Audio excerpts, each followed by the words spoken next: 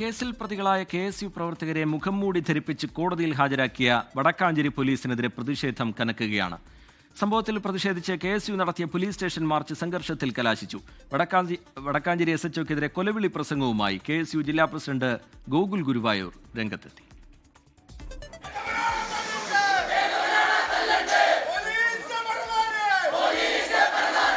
ആഭ്യന്തരമന്ത്രിക്കും SHO ഷാജഹാനുമെതിരെ അസഭ്യവർഷത്തോടെയാണ് KSU സമരം ആരംഭിച്ചത്.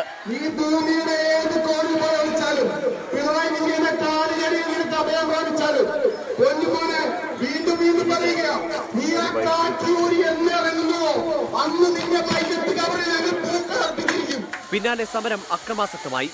ആദ്യം ജലപീരങ്കിയും പിന്നീട് കണ്ണീർവാതകവും പോലീസ് പ്രയോഗിച്ചു.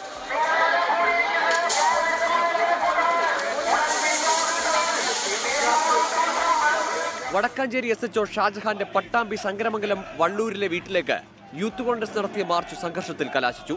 അറസ്റ്റ് ചെയ്ത് കൊണ്ടുപോകുന്നതിനിടെ പ്രവർത്തകനെ പോലീസ് മർദ്ദിക്കുന്ന ദൃശ്യം പുറത്തുവന്നു.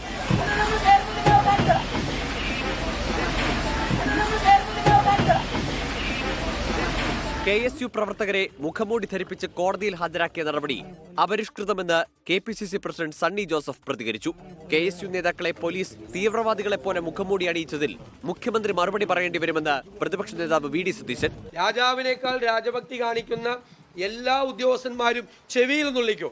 പണ്ടൊക്കെ ഞങ്ങളെല്ലാം പൊറുക്കുമായിരുന്നു. ഇനി ഇതെല്ലാം ഞങ്ങൾ ഓർത്തു വയ്ക്കും. ചെവിയിൽ നുള്ളി വെച്ചോ. ഒറ്റൊരുത്തൻ കാക്കിയിട്ട് നടക്കില്ല. വരും ദിവസങ്ങളിലും പോലീസിനെതിരെ പ്രതിഷേധം തുടരാനാണ് കോൺഗ്രസ് തീരുമാനം. തിങ്കളാഴ്ച തൃശൂരിൽ പ്രതിഷേധ മാർച്ച് തീരുമാനിച്ചിട്ടുണ്ട്. പാലക്കാട് ബ്യൂറോയ്ക്കൊപ്പം 24 തൃശൂർ.